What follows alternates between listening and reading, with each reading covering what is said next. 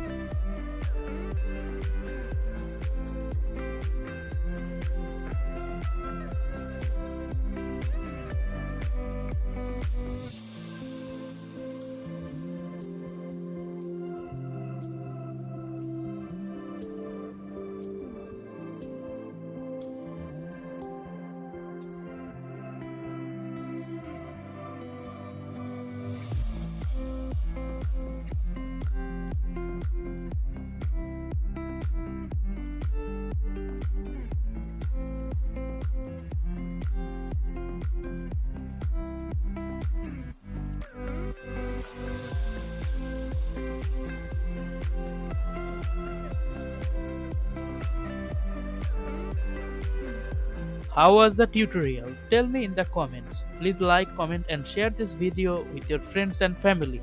Also, please subscribe and don't forget to click the bell icon for more videos.